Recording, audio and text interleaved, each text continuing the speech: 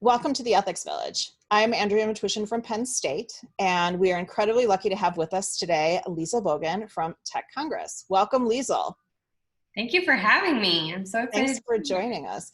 So I'm going to not talk at all after this, but if you wouldn't mind just telling us a little bit about yourself, how you got involved with tech policy, some of the exciting jobs you've had, and what you've learned from them, and how someone who's interested in following in your footsteps might be able to also get involved in tech policy work. And then after that, I look forward to your talk.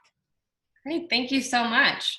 Well, I have been working in technology for quite a while, but I didn't start there. My original intent was to do more global affairs, foreign policy work, and I did some of that, but I began working in new media technologies out of grad school, and then I was able to do a research fellowship at Stanford University, originally on international institutions, but then I began work on cybersecurity through that research, and we did a number of projects related to cybersecurity and technology.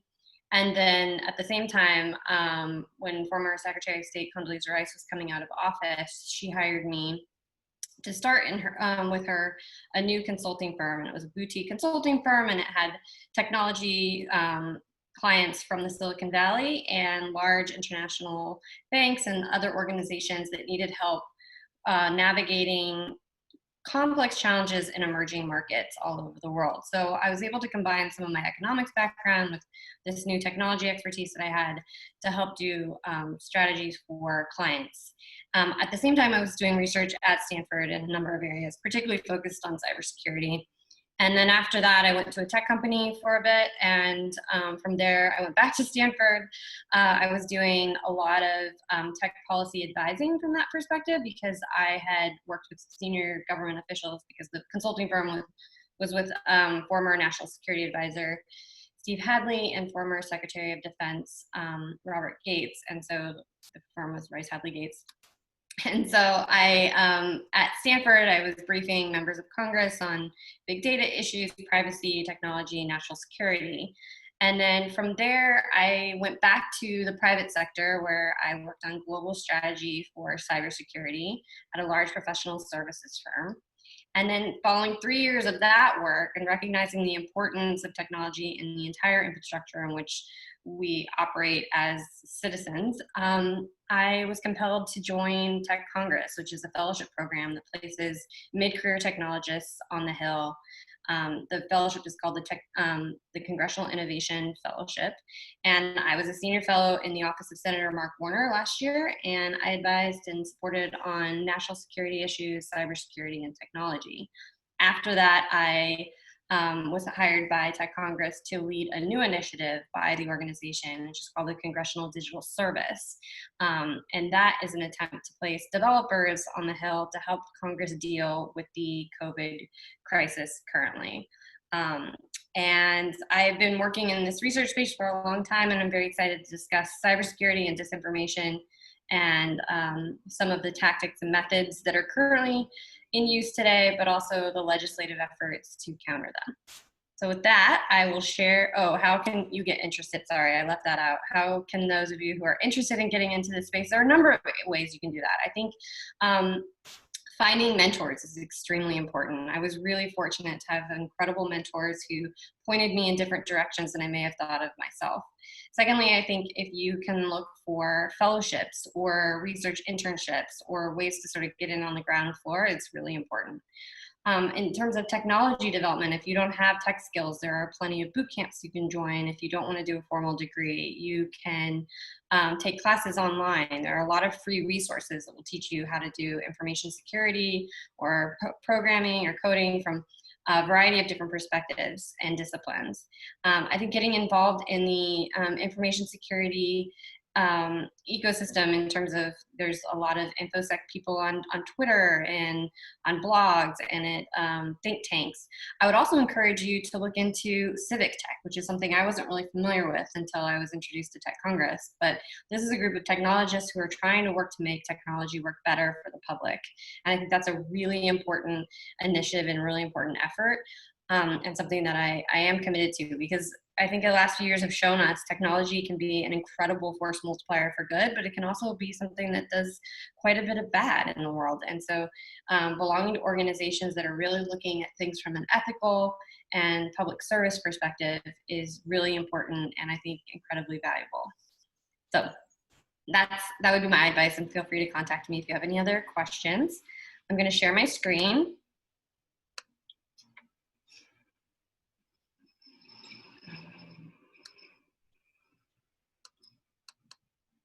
So we're going to talk about disinformation and security. These are obviously two different disciplines, but I'm going to talk about how they intersect and then what we do with them from a legislative perspective. I'll briefly give you a history of disinformation, some of the methods and tactics that are used, why I think we should take a more of a security versus a content approach to the problem, some of the global regulatory efforts that are in use today, and then what the US regulatory approach to methods and tactics is currently. So the history of disinformation is very old. It goes back into the 1800s. Russia had monitored all internal and external communications, including those clear way back until they were in the Tsars. In the 19th century, Russia, the Ministry of Internal Affairs had a cryptanalytic division that analyzes encrypted, potentially anti-Tsarist communications using code books that were purchased on the black market. This sort of dark information market existed, not just in Russia, but elsewhere, but they were quite good at organizing it. Tsar Alexander I gave credit to a Russian cryptanalyst for the defeat of Napoleon way back in 1812. Although by the early 1900s, Russian cryptography was far superior to any other world power, some of their disinformation tactics developed by the Russians after World War II were then gleaned from Russia by the German military, and the German military had a division that was dedicated to creating false military plans that were intended to confuse the enemy. So some people will trace disinformation efforts to Nazi Germany. The Russian word for disinformation includes all deception, including except for camouflage. They made an exception for camouflage, but it meant any type of deception, and it quickly became part of their military operations with the intent to confuse and pollute the opinion-making process in the West. Many Russians believe that the dissolution of the Soviet Union was due to a deliberate information attack perpetrated by the West. And Timothy L. Thomas notes that Russians perceive the Cold War as a war of information in which the West conquered the Soviet Union. So there's this deep sense that information had been weaponized against them, and it was fair play to weaponize it back against the West. So there are different concepts that we'll be talking about today, and they exist within fairly distinct domains that all sort of have overlapping Venn diagrams, although my Venn diagram isn't quite overlapping. But those involve information influence operations, which are often confused with disinformation. That is the state-sponsored collection of tactical information about an adversary, as well as the dissemination of propaganda in pursuit of a competitive advantage over an opponent. So it's very systematic and very strategic. Disinformation is deliberate, usually state-sponsored false information used to mislead and deceive. Cybersecurity is a completely different, separate domain, and that is the domain of security that protects networks, devices, and data, as many of you know. But there's also this sort of subset that has become a big part of this discipline, which is what I think Herblin and others have called cyber-enabled disinformation. And that's using digitized methods to spread deliberate false information intended to deceive. Some of the regulations and authorities that govern these domains are Title 50 of the NDAA, which proposed international standards to US federal regulations. And then there are several other authorities that guide information operations in the intelligence community, throughout international law, within the State Department that they rely on, and a number of other executive agencies. We're just going to discuss the global anti-disinformation and US anti-disinformation regulatory efforts, not sort of the broader frameworks which exist. So this brief history of Russian and Soviet disinformation: in the 1920s and 1930s, the Soviets created an enormous influence and intelligence apparatus across the globe. They were poor, they were relatively weak during that time, but they built these organizations, some of which were overt, some of which were covert, throughout the world, that were able to challenge all the major powers of Europe, and that the United States and most, without the knowledge of the United States and most of Europe. They used this apparatus, it was called, to accomplish a lot in the 1970s and 1980s. They were nearly able to split Europe and split NATO in Europe in the 1980s. And they began those efforts in the last year of the Carter administration and continued those efforts into the Reagan years. When communication information was digitized, Russia's functional approach to monitoring and manipulating information didn't change. It actually just accelerated it and made it faster and more efficient. But in 1981, Reagan established the Active Measures Working Group to fight back against the global Soviet subversion efforts. This was a really enlightened approach to take. The Active Measures Working Group was created as an interagency working group. So it was chaired by the State Department, but it included representatives from what was then called the U.S. Information Agency. We don't have one anymore, but I actually think it was quite an important institution. The CIA, the FBI, the DIA, the DOD, and the Arms Control and Disarmament Agency. All of these groups came together to counter Russian disinformation efforts around the world. And they realized that this was a really complex problem, and it required a multi-layered approach. So despite the public interest in the Active Measures Working Group and US successes, because it actually received quite a lot of positive responses from the US public, Americans really liked this effort. But the Soviet Union continued to successfully distribute disinformation. Some examples of those successes include the US claims and beliefs that were spread all over the world that the United States military had created AIDS and released it as a weapon. That story gained considerable traction throughout the world. By the end of 1985, there were articles published in 13 countries that made these claims. In 1986, it had reached 50 countries, so 1 year later. And by 1987, the story had been published over 40 times in official Soviet press and was reprinted or rebroadcast in 80 countries in over 30 different languages. And they didn't retract the story until 1987. But it had already, done its damage quite all over the world. In January of 1987, the Soviets launched another disinformation campaign. So as soon as they retracted that one, they started a new one. Or earlier, they had started a new one that was aimed at convincing people that the CIA had perpetrated the November 1978 mass suicide at Jonestown, Indiana. They also ran false allegations of the United States development and use of biological weapons, and that the United States was importing Latin American children, butchering them, and using their body parts for organ transplants. These stories ran repeatedly in the Soviet press and were picked up worldwide. We'll see how this is similar to events today. So there's the pre-digital Soviet disinformation method and the post-digital toolkit, and they are actually quite similar. So the pre-digital toolkit, they use a lot of forgeries. They often use them to discredit or malign influential figures, particularly those affiliated with the United States Information Agency. In a report to Congress in 1987, it noted that the Soviet Union had mailed a forged letter to the Washington Post and the US News and World Report, who then picked up those stories and ran with them. The document purported to be a letter between US Information Agency official Herbert Rosenstein to Senator David F. Durenberger, who was a former chairman of the Senate Select Committee on Intelligence, or SISI.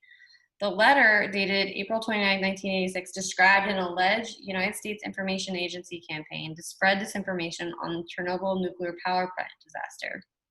And it was designed to discredit the US government and damage our relationships with Europe.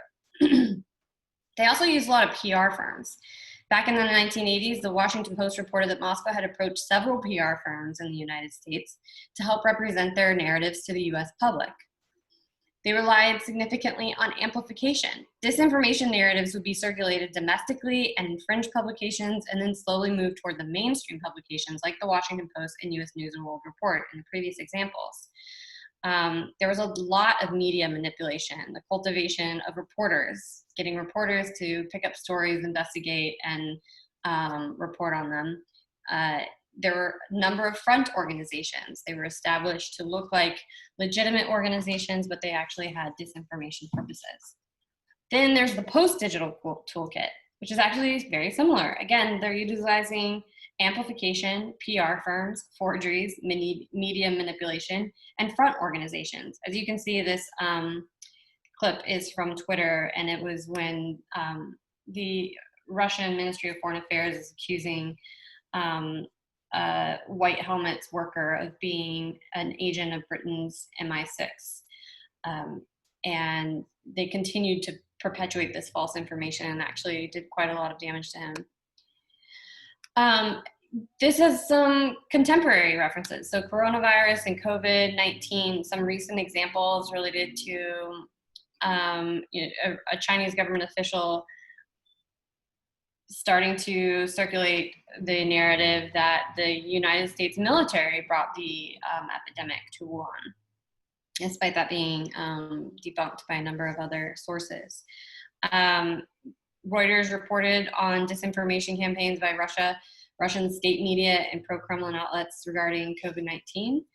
And they really pointed out that the aim of the Kremlin was to aggravate public health crisis in Western countries, in line with the Kremlin's broader strategy of attempting to subvert European societies. Again, has a long history of this.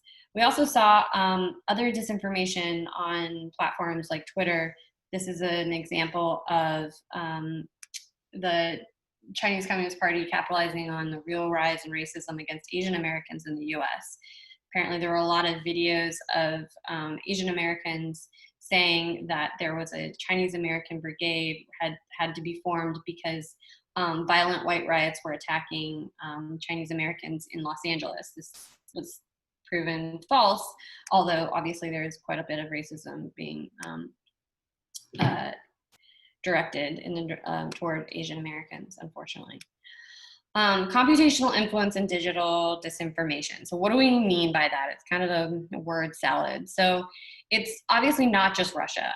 Every state actor gets involved in this type of information operations. It's Russia, China, India, Iran, Pakistan, Saudi Arabia, and Venezuela have all been identified by social media platforms as being engaged in these methods targeted at other states. And they're not just doing it to the US, they do it to each other. You know, it's a global effort. And the things that the platforms have pointed out are the amplification efforts, where they use artificial amplification and media amplification. So those are artificial amplification is when you take a bot or you use some sort of a scripted algorithm to make it seem as if something is more popular than it actually is or has a broader audience than it actually has.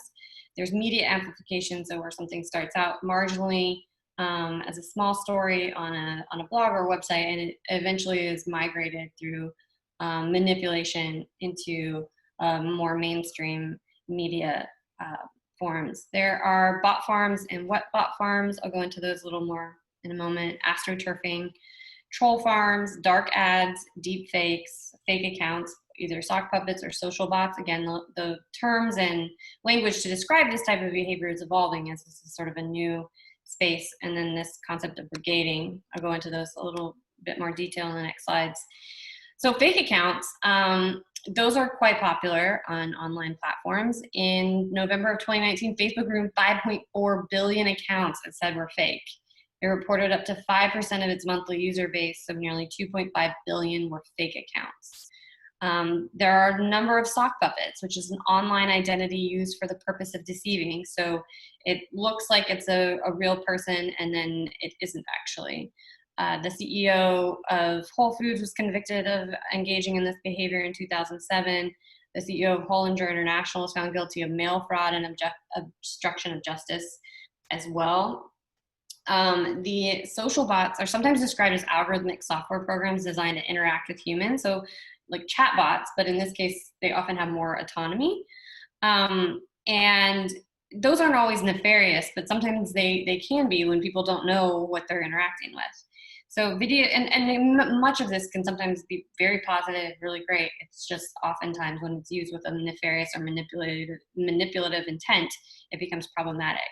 So this is a quick clip of a video made by an American YouTube channel called cleantv.com, and it was reposted by a Russia-linked Facebook page called Secured Borders. And so you see a lot of cross-platform pollination as well with these. So amplification, this is another area where there's a lot of studies that are going into how artificial amplification, so when you take information or narrative and you use a scripted method to distribute it more widely than it normally would, and that's often by using fake accounts or bots, which aren't even real accounts. There's media or platform amplification, like I discussed before, where it migrates from fringe platforms to mainstream media platforms. An example of amplification having really dire consequences is the case of Facebook in Burma. And so the Rohingya Muslims in Burma, Myanmar, were driven out of the country. They were raped and slaughtered by the military in a genocide that was orchestrated through artificial amplification of disinformation. So it was and some of it was done by the military. They were creating fake accounts, spreading false information about the Rohingya, and Facebook wasn't able to shut that down before many of them had been slaughtered. Bot farms and wet bot farms. Those are they're entities that are created by a scripted behavior that enable machines to do rote operations to upvote or download music or videos or products online, or to otherwise automatically create the false impression of popularity or the false impression of an audience that may not actually exist. Wet bot farms are people who engage in similar rote operations to accomplish a task, like upvoting music or downloading videos. So it's not a script that's running, it's an actual person that's following directions. And those two play a particularly destructive role when used to falsely amplify messages that are destructive, but it's also a false form of approval. So you may purchase a product on Amazon thinking that it has X numbers of positive reviews, when many of those reviews might not actually be positive, or a piece of music may seem incredibly popular, but like here's an example. Hopefully it plays. So these are all cell phones that are playing music, or they're downloading apps, or they're uploading music. But as you can see, that these aren't actual people connected to those. It's a bunch of cell phones that are doing it with a scripted behavior that's connected to all of them. So troll farms and brigading.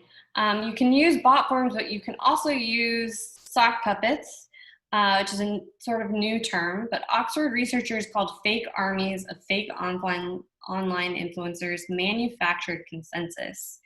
So that's when it looks like a ton of people agree or think one thing about something, but it's actually not a ton of people. It's a fake army of influencers.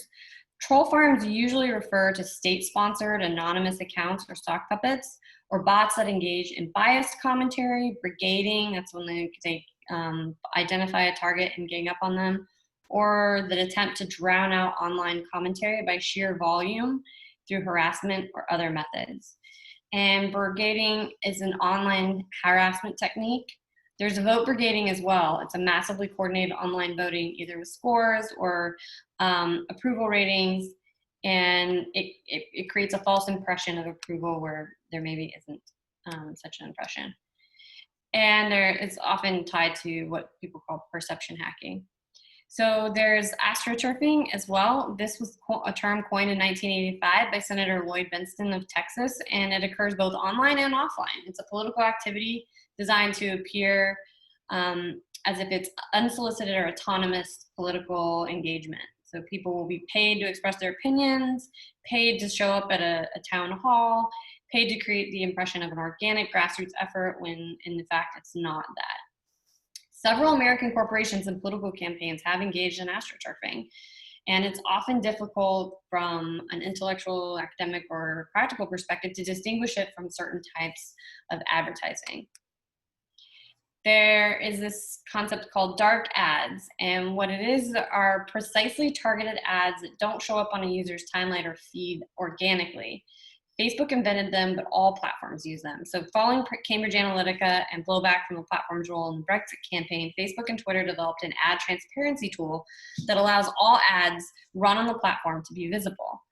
Targeted online advertising, algorithmic bias, and discrimination are highly problematic. And we have examples of these. They'll create a psychographic profile of someone. So if you see here in this slide, you can drill down the specific type of consumer that you want to advertise to, or political participant that you want to target by saying a French and English speaking woman, between the ages of 31 and 56, located in a 10-mile radius of Boston, Massachusetts, who works either from home or from a small office in the retail production industry. I mean, if you look through this, this drills down to their fit moms and green moms. They have great grade school kids. They live in a condo, down to the exact square feet of that condo, what they enjoy doing for their activities. And you can get even to the types of travel apps and specific types of travel that are on their phone and that they've used. And this is a level of specificity that a lot of consumers aren't aware is being used against them to target ads to them. There's this other concept of deep fakes, shallow fakes. So deep fakes use artificial intelligence or fake videos or photos of real people, and it often uses neural network AI. There are three types: generative adversarial networks, GANs, autoencoders, and VAEs, variational autoencoders. Google's DeepMind showed that the VAE could outperform GANs on face generation. Variational autoencoders are capable of both compressing data like an autoencoder and synthesizing data like a GAN. However, GANs generate data in fine granular detail, and images created by VAEs tend to be more blurred.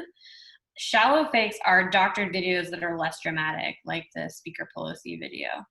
And what researchers have been telling us is that a lot of the time, what the hardest part about deepfakes actually often isn't the images, but the voices and the sounds, and getting those to mimic the actual intonations. Here's an example of a deep fake. At the beginning, before anything, you get together and you read through the script. And so it's like, all these heavyweights, like, Ben Stiller, Jack Black, Robert Downey Jr., everybody. And at the end is like me, like, like, hey, happy to be here, guys. And some other supporting guys. And then Tom Cruise walks in, and even those guys are like, whoa, and he's super stoked to be there. Just like, yeah, oh. He's like, wow. He's just immediately excited when he walks into a room. And so he comes over and he sits next to me, and I think he had been briefed on some of the supporting guys, but he was like trying to place me, So he sat down next to me. He's like,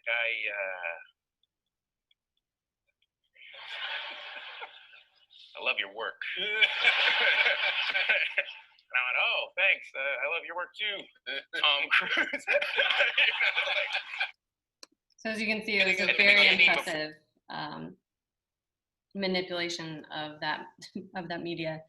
So some of the technical issues with addressing disinformation as considered by Congress are the identity validation piece, financial transactions, spoofing, VPNs, bot detection technologies, spam detection and sentiment analysis, network analysis, and behavior analysis. I'll just briefly, by saying all of these involve constitutional rights. So identity validation, forcing individuals to validate their identity online, has a lot of benefits for a variety of groups, but it also has a lot of problems for those who believe in the First Amendment right to anonymity online. Financial transactions are difficult because they're layered on many of these platforms. So it's not always clear who made the payments and where they came from. Another problem that members of Congress thought, well, if you just identify the individual where they are based, are they in the US, or are they in Russia? I've had a number of members say, like, if I'm engaging with somebody, I want to know if I'm talking to an American or if I'm talking to a Russian operative. Well, the problem with that is that you can't always tell. There's spoofing, you can use VPNs, and people all over the world use these. Bot detection technologies have developed considerably. There is an enormous amount of, depending on how you define bot, but there's an incredible amount of work that has been done in this space, and the techniques are very sophisticated, but at the same time, things get through. There's also spam detection and sentiment analysis. These also involve constitutional considerations given your privacy issues involved in sentiment analysis, and that's where certain types of language can be and behavior online can be analyzed to assess whether or not you are positive towards something or negative. It works really well with some of the targeted advertising. Obviously, network and behavioral analysis, those are ways to look at the kind of broader infrastructure in which some of this activity is happening. And Congress does consider it when they're thinking about bills and ways to control some of this, some of the problems that are created by some of this behavior online. So there are a lot of First Amendment issues with addressing disinformation as content. And so I think going after the content on these platforms is never the right approach. Doing a content neutral approach is always best if possible, because of the First Amendment. So the First Amendment issues involved in regulating disinformation online include the right of the users, but also includes the right of the companies. And it protects, the First Amendment protects anonymity. It protects against compelled speech. The government can't make you say anything. So often companies will fight disclosure laws that are often well-intended efforts at transparency, but because the government can't compel you to speak about something, they'll fight it. SCOTUS has historically allowed greater regulation of commercial speech, but since the 70s, it has been increasingly protective of commercial speech, which has been an interesting development. And SCOTUS, the Supreme Court of the United States, has sometimes upheld laws that regulate speech if it's part of a larger regulatory scheme focused on conduct and only incidentally burden speech. It's also allowed regulation of speech in a commercial context if there's a reasonable government interest in compelling factual and uncontroversial information. So I say that addressing disinformation is a security rather than a content problem. So over the history of cybersecurity and infrastructure security, we've developed this perimeterless security. So organizations realize that traditional perimeters for information security, like firewalls, signature-based anti-malware, those approaches were becoming less effective, particularly as you have a more mobile workforce. So traditional cybersecurity defenses leave organizations vulnerable to what many call the Maginot Line problem. And the Maginot Line was a military work of genius. It was this wall that was supposed to surround France, and everyone thought that it was impenetrable, but the bottom piece was supposed to be this forest that nobody could get through, but the Germans just went around the wall. And in many cases, organizations would design their cybersecurity infrastructure in such a way that they had, well, we have the best firewalls, we have the best security, and then an adversary would just go around it or move laterally within it. So I think that content and speech is a Maginot Line, that when we attack content or narrowly scoped methods of deterrence without thinking about the infrastructure or the consequences, I think state actors can simply go around our defenses. So, and I also think it looks, when some of the legislation considered to address some of these problems can often look like the authoritarian laws we have seen in other parts of the world. And I'm going to briefly go over those. So global regulation of disinformation, there are 54 countries that have introduced legislation to address disinformation online. 16 of them have enacted or introduced some form of fake news or misinformation laws. France, Belarus, Bangladesh, China, Kenya, Burkina Faso, Malaysia, Cambodia, Vietnam, Thailand, Egypt, Germany, India, Myanmar, Singapore, and the United States.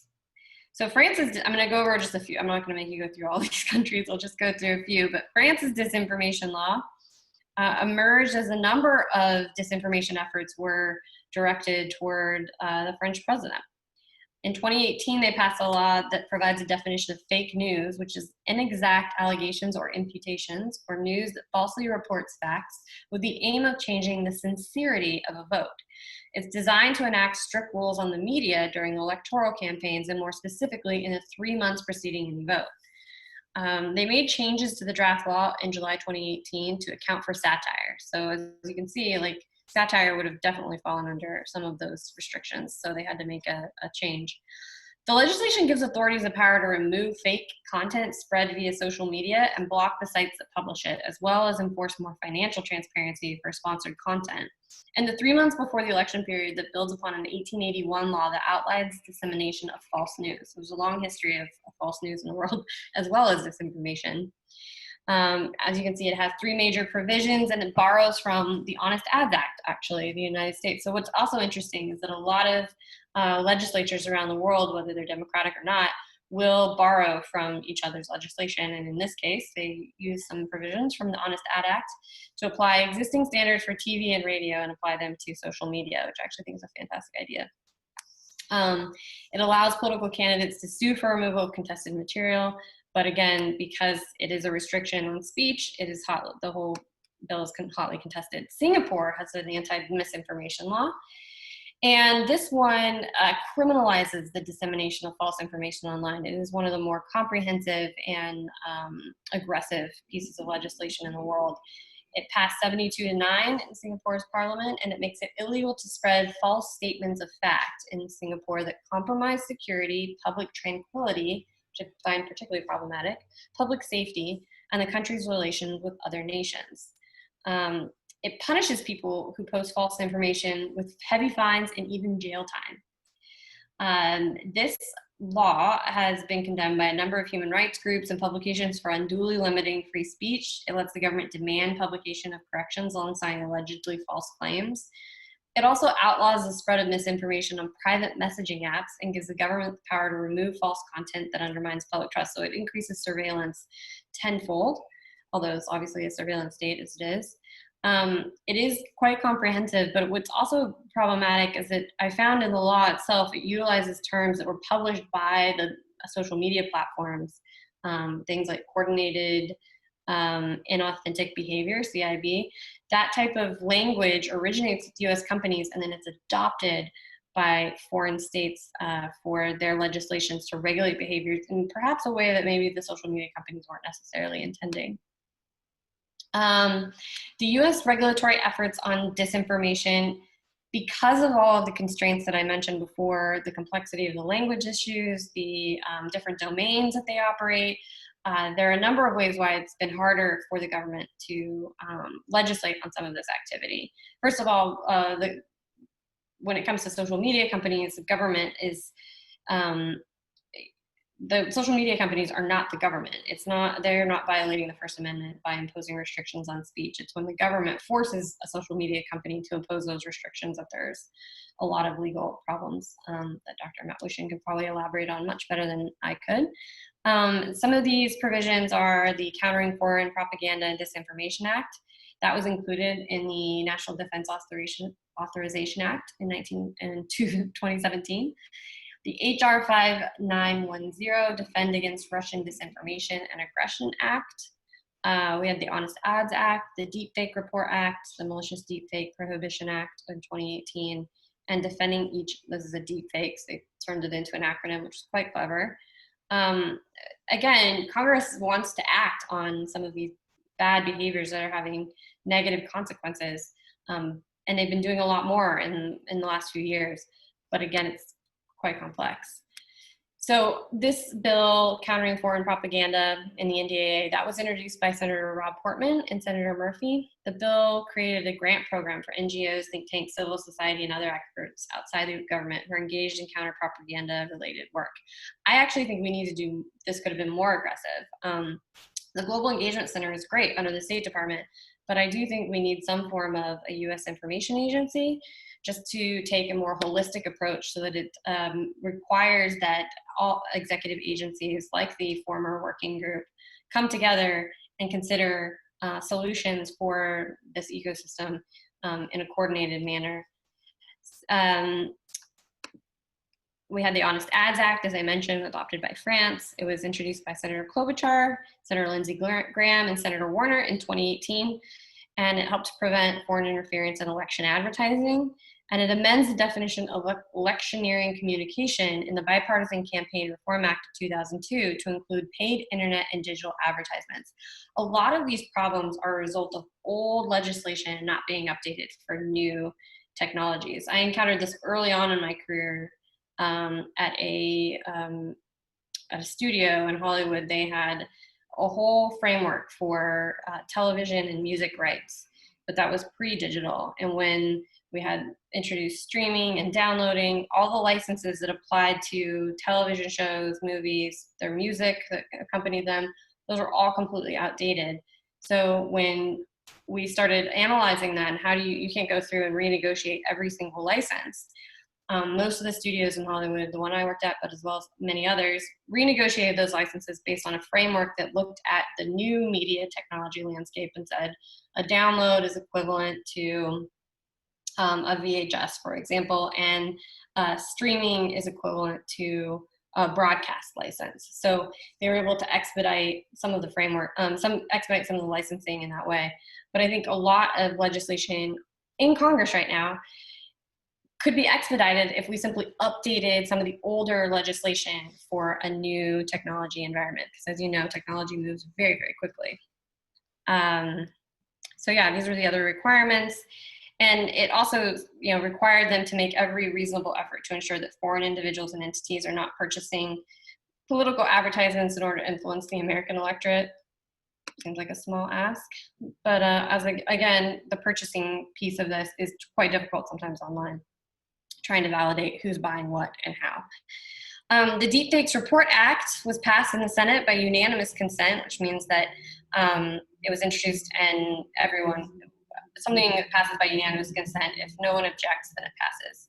And it was passed by Senator Portman, Schatz, Joni Ernst, Martin, Heinrich, Senator Gardner, Senator Peters, Senator Rounds, and Senator Hassan. And that required the Department of Homeland Security to publish an annual report on the use of deepfake technologies that would be required to include an assessment of how both foreign governments and domestic groups are using deepfakes and digital forgeries to harm national security and mislead the American people. Now that's just a report, and Congress will do this a lot. They'll issue they'll pass something that requires an executive agency to create a report to help inform the public a little bit better. So this is the Malicious Deepfake Prohibition Act. It was introduced by Senator Ben Sasse in 2018. And it was supposed to create a new criminal offense related to the creation or distribution of fake electronic media records. It was criticized at the time for being sloppy and poorly thought through. But in fairness to them, these are brand new concepts and ideas, and there may be flaws, but I do think that Congress just needs better resources to help them inform their decisions. There is the Defending Each and Every Person from False Appearances by Keeping Exploitation Subject to Accountability Act of 2019. This would require intentionally deceptive content creators to label videos with the digital watermark and written disclaimer informing its viewers that the content has been manipulated. It does provide a legal course of action against content creators while also giving people who have been portrayed in deepfake videos a private right of action. Some of this was considered unenforceable, as we go into that. The Defend Against Russian Disinformation Aggression Act. This bill has included a package of bills in the House to Secure America from Russian Interference Act of 2018, and it included 17 bills to address subversive Russian activities. When people say Congress isn't doing anything, it's not entirely true. They wrote 17 bills to try to address the problem.